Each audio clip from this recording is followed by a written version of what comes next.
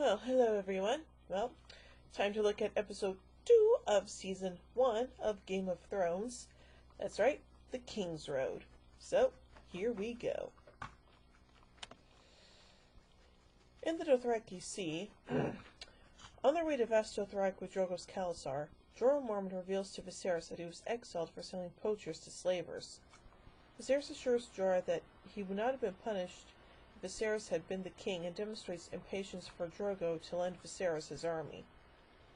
Daenerys has difficulty adjusting to her new marriage and the nomadic lifestyle of her adopted people. Her only comfort is the 3 petrified dragon eggs given to her by Illyrio. She is visibly distraught and in pain during intimate relations with a cow. In order to feel more control of her marital life, she asks one of her handmaids, former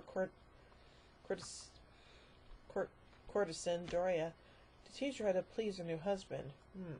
Meanwhile, in the north, Bran has been in a coma for more than a month since being thrown from the tower by Jaime Lannister.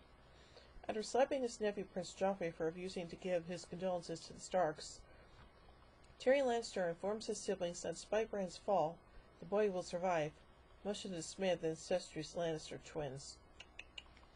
It is time for the farewells, with the Stark family having to split apart. Ned's 2 daughters journey with their father to the capital. Jon Snow journeys to join his uncle Benjen as a man of the Night's Watch at the Wall. Tyrion, who wants to see the edge of the world, accompanies them. Before leaving, Jon gives a sword to his sister Arya as a present. Aww. Lady Catelyn Stark is devastated by her husband's imminent departure, and has stood vigil beside her son Bran since his fall. Having always deeply resented Jon, Catelyn asks him to leave when he comes to say goodbye to Bran, and then chastises her husband Ned for leaving her and giving in to the demands of King Robert. Before they part, Jon asks Ned about his mother, and Ned promises to tell Jon about her the next time they meet. Oh yeah, I bet that's gonna happen. While stopping for a meal, Robert tells Ned that he has received word about Daenerys Targaryen's wedding to Khal Drogo, and voices concern about the possibility of Viserys crossing the Narrow Sea with the Dothraki army to overthrow him, with help from those in the 7 Kingdoms who still support the Targaryens' claim to the throne and think of Robert as a usurper. Late one night after Ned's departure, a fire breaks out in Winterfell, and during the ensuing chaos, a hired assassin tries to kill Bran. Catelyn holds off the attacker long enough for Bran's direwolf to jump in and tear the assassin's throat. The murder attempt arouses Catelyn's suspicions, and after finding a strand of long blonde hair in the abandoned tower where Bran fell, she concludes that the Lannisters are somehow involved. After confiding with her most trusted advisors, her son Robb, Maester Luwin, Master-at-Arms Sir Roderick Castle, and the Stark's ward, the young Greyjoy, she decides to go to King's Landing in secret with Roderick as her escort to warn her husband. Yeah, good idea. Meanwhile, at the Wall, Jon and Tyrion see the Wall for the first time as they arrive with Benjen and the other recruits. En route to the Wall, Tyrion and Jon discuss the Night's Watch. Tyrion is quick to disabuse Jon of his romantic notions of the Watch as a noble calling, battling the mythical horrors beyond the Wall, as it was in history, pointing out that now it is more of a dumping ground for the unwanted of Westeros: criminals, prisoners, and bastards. Finally, at the end of the crossroads, on their way to King's Landing, the King's entourage has stopped to rest at an inn. While the recently promised Prince Joffrey and Sansa Stark are walking along the river, they run into Arya sparring with sticks with her friend, a butcher's boy named Micah. Taunting the boy, Joffrey draws the sword and demands a duel, under pretext of punishing him for accidentally hitting Arya, a member of the nobility. Micah and Arya desperately explain that she asked him to spar with her so she could practice. As Joffrey savors the butcher's boy's pain and fear, Arya hits Joffrey while a friend flees. Enraged, Joffrey turns on Arya and is about to strike her with his sword when her direwolf Nymeria bites his wrist. Arya seizes the sword and throws it into the river before running into the forest, where she drives away Nymeria and hides until dark. Afterward, Joffrey lies to the courtly entourage and accuses Arya and her direwolf of ganging up on him. Unwilling to lose favor with the betrothed by publicly exposing his lie, Sansa claims she remembers nothing. Sick of the petty bickering, King Robert chastises his son for allowing himself to be disarmed by the younger girl, and declares that the fathers themselves will punish their respective children, dismissing the audience. However, Robert gives in to his wife Cersei's demands and orders the direwolf killed.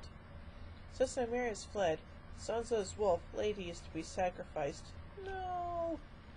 Unable to convince the king otherwise, Eddard takes responsibility for killing Sansa's pet himself. As he walks to the back of the inn, he encounters Joffrey's bodyguard, Sandor the Hound Clegane, who has ridden down the butcher's boy and brought in his bloody corpse for the prince. Eddard approaches Lady and holds her down as he unsheathes the blade. Saddened, he kills the direwolf and utters a sharp cry of pain.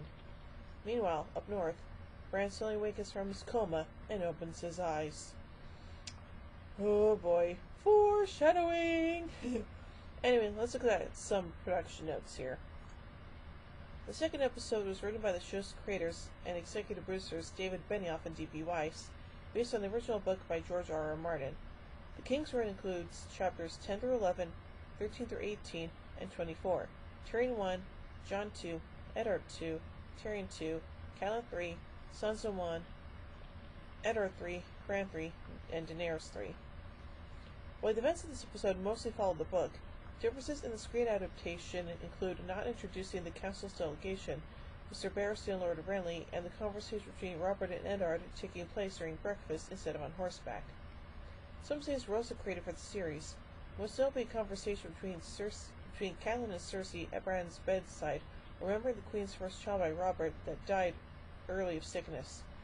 In the novel, when Ned confronts Cersei about Jaime fathering her children, she hinted that her first pregnancy, which was by Robert, she had aborted, and a confrontation between Jaime and Jon before Jon leaves for the Wall.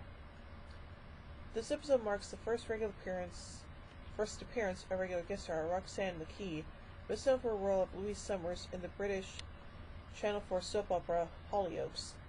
McKee was chosen among a great number of candidates to play the part of Doria, the slave serving as Daenerys Targaryen's handmaiden.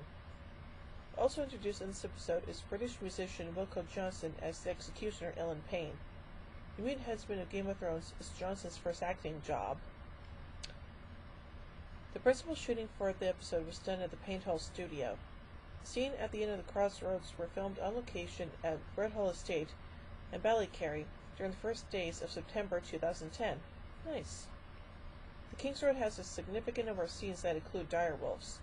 Stand-in for the extinct species, the production team considered using real wolves, but the UK safety laws and close work with child actors made this impractical. Instead, it chose to use Northern Inuit dogs due to their resemblance to wolves. Nice! During this episode, dogs had to interact with the main characters, which proved difficult. Actor Sean Bean reported that for the final scene where he has to sacrifice Lady, the animal was too scared to remain still. They had to keep rehearsing the scene until the dog felt comfortable, making a shot that would have taken a few minutes about 3 hours long. Ugh. The dog that portrayed Lady, Zanny, was adopted after the season wrapped by the family of Sophie Turner, the actress playing the direwolf's owner, Sansa Stark. Nice. So overall, this is a pretty interesting episode, and it does have a few foreshadowing stuff, especially with Bran. So, overall, I give The Kingsroad 4 Iron Thrones out of 5. So, well, yeah. Anyway, so join me next week as we meet Lord Snow. I hear he's a pretty standout guy. So, until next week, see you guys.